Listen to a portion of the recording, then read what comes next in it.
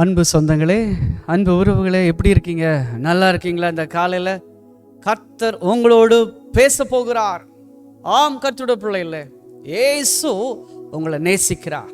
இயேசு உங்களை ஆசீர்வதிக்க சித்தமுள்ள தேவனாக இருக்கிறார். ஆம், கர்த்தருடைய பிள்ளைகளே, இன்றைக்கு ஆண்டவர் வெகு நாட்களாக நீங்கள் நினச்சிக்கிட்டு இருக்கிற ஆசீர்வாதத்திற்குண்டான ஒரு ஆசீர்வாதத்தையும் ஆலோசனையும் உங்களோடு கூட கர்த்தர் இருக்கிறார் என்பதையும் உங்களுக்கு உறுதிப்படுத்தும்படியான வார்த்தையை இன்றைக்கு உங்களுக்கு கொடுக்க போகிறார். நீங்கள் விசுவாசிக்கிறீங்களா? நம்புறீங்களா? இன்னைக்கு பாருங்க, ஆதியாகமத்தின் புஸ்தகம் 12ஆம் அதிகாரத்தில் 1வது வசனத்தில் 2வது வசனம் 3வது வசனத்தை நான் வாசிக்கிறேன். கர்த்தர் ஆபிராமை நோக்கி, நீ உன் தேசத்தையும் உன் இனத்தையும் உன் தகப்பனுடைய வீட்டையும் விட்டு புறப்பட்டு நான் உனக்கு காண்பிக்கும் தேசத்துக்கு போ.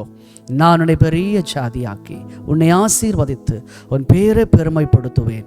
நீ ஆசீர்வாதமாயிருப்பாய். உன்னை ஆசீர்வதிக்கிறவர்களை ஆசீர்வதிப்பேன், உன்னை சபிக்கிறவர்களை சபிப்பேன். பூமியில் உள்ள வம்சங்கள் எல்லாம் உனக்குள் ஆசீர்வதிக்கப்படும். இன்றைக்கு இந்த வாக்குத்தத்தத்தை, இந்த வார்த்தையை இயேசு உங்களுக்கு கொடுக்கிறார். நீ ஆசீர்வாதமாயிரு. நீ ஆசீர்வாதமாய் இருப்பாய் மகளே. நீ ஆசீர்வாதமாய் இருப்பாய் மகனே. உன் வாழ்க்கையில இயேசு உன்னை ஆசீர்வதிக்கிறார். ஐயோ, அவங்களோட ஆசீர்வாதம் எனக்கு இல்லையே, அவங்கள நான் இழந்துட்டேனே என்று நினைக்கிறேன் இல்லையா? இயேசு சொல்ற, நான் உன் தகப்பனா இருப்பேன், நான் உன் தாயா இருந்து உன்னை ஆசீர்வதிப்பேன். இப்போ ஆண்டவர் ஒரு வார்த்தை சொல்றாரு. ஆபிரகாமை நோக்கி சொன்ன வார்த்தை, நீ உன் தேசத்தையும் உன் இனத்தையும் உன் தகப்பன் வீட்டையும் விட்டு புறப்பட்டு நான் உனக்கு காண்பிக்கும் தேசத்துக்கு நீ போ. நான் உனக்கு காண்பிப்பேன், அந்த இடத்துக்கு போ. நான் உனக்கு காண்பிக்கிற இடத்துக்கு போய் ஊழியத்தை செய்ய. நான் உனக்கு காண்பிக்கிற இடத்துல போய் நீ தங்கியிரு. நான் உனக்கு காண்பிக்கிறவர்களோடு நீ நண்பர்களாயிரு. நான் உனக்கு காண்பிக்கிற ஊழியனோடு இரு. நான் உனக்கு காண்பிக்கிற ஸ்தலத்தில் நீ வீடு கட்டு. நான் உனக்கு காண்பிக்கிற இடத்தை நீ தெரிந்து கொள். நான் உனக்கு காண்பிக்கிற வாசல்கள் திறக்கப்படும். வாழ்க்கையில ஆண்டவர் ஒரு திறந்த வாசலை வச்சிருக்கிறாரு. அவர் உனக்கு காண்பிக்கிற இடத்துக்கு நீ போ என்று ஆண்டவர் சொல்றார். ஐயோ, எனக்கு இந்த சுதந்திரம் இல்லைன்னு நினைக்கிறியா? அவர் உனக்கு காண்பிக்க போகிறேன் என்று ஆண்டவர் சொன்னார். போ என்று சொன்ன தேவன், நான் உன்னை பெரிய ஜாதியாக்கி, எப்படி பெரிய ஜாதியாக்கி உன்னை ஆசீர்வதித்து உன் பேரை பெருமைப்படுத்துவேன். ஆபிரகாம் பாருங்க, அவருக்கு குழந்தை இல்லை. 75 வயது வரைக்கும் குழந்தை இல்லை. 75வது வயதுல தேவன் வாக்கு பண்ணுகிறாரு, நான் உனக்கு ஒரு குழந்தைய கொடுக்க போறேன் அப்படின்னு சொல்லிட்டு. அதுதான் இந்த வாக்கு தத்துவம். நான் உன்னை பெரிய ஜாதியாக்க போறேன். பெற்றோர்கள் நினைக்கிறீங்களையா, ஐயோ என் பிள்ளைக்கு, ஐயோ என் பையனுக்கு இவ்வளோ வருஷம் ஆயிடுச்சு, ஒரு குழந்தை செல்வம் இல்லையே. ஆண்டவர் சொல்றாரு, பெரிய ஜாதியா மாற்ற போகிறாராமா, பெரிய இனமாய் மாற்ற போகிறார்.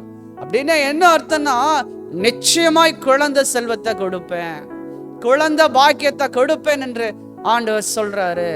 டாக்டர்கள் எது வேணாலும் சொல்லட்டும், சூழ்நிலைகள் எது வேணாலும் சொல்லட்டும், எத்தனை வருஷங்கள் ஆனாலும் பரவாயில்ல, ஆபிரகாமுக்கு வாக்கு பண்ணின தேவன், ஆபிரகாம் பொறுமையா காத்திருந்தார். 100வது வயதுல மகிமையான ஒரு ஈசாக்கை ஆண்டவர் கொடுத்தார்.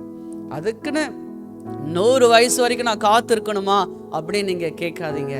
நிச்சயமாய் கர்த்தர் இந்த வருடத்திலே உங்களுக்கு நன்மையை செய்து கொடுப்பார். நீ விசுவாசிக்கிறியா? இன்றைய ரட்சணை நாள், இன்றைய அனுக்கிரக காலம், இந்த வருஷத்திலே உனக்கு நன்மை உண்டாகும்.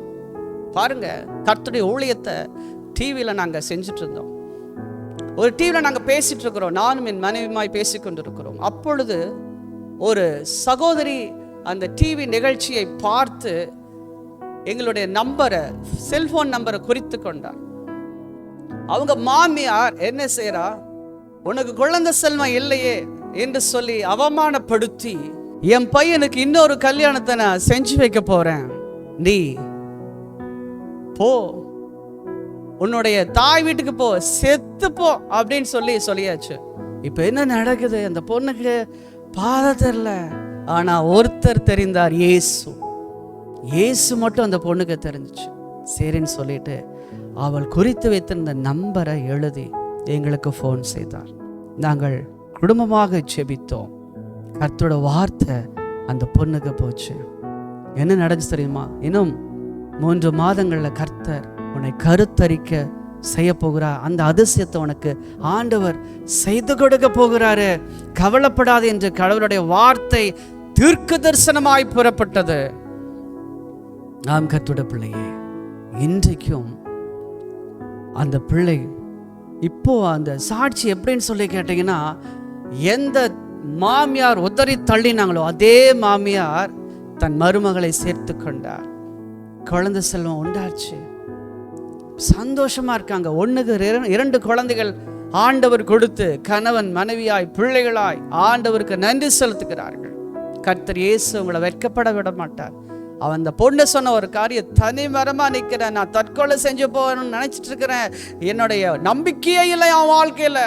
இன்னைக்கு நம்பிக்கை இயேசுதான். உன்னை பார்த்து இயேசு சொல்றாரு, நீ கர்ப்பவதி ஆவாய், என் மகனே, நீ புத்திர சந்தானம் உண்டாவதற்கு பாக்கியத்தை பெறுவாய், நீ அநேக ஜாதிகளை அரசாளத்தக்கதான அரசன் உன்னுடைய வாழ்க்கையில உனக்கு பிறக்க போகிறான் என்பதை மறந்து போகாதே. உன்னை ஆசீர்வதிக்கிறவர்களை ஆசீர்வதிப்பேன், உன்னை சபிக்கிறவர்களை சபிப்பேன் என்று ஆண்டவர் அந்த வாக்குத்தத்தத்தை கொடுக்கிறார். பூமியில் உள்ள வம்சங்கள் எல்லாம் உனக்குள்ள ஆசீர்வதிக்கப்படும்.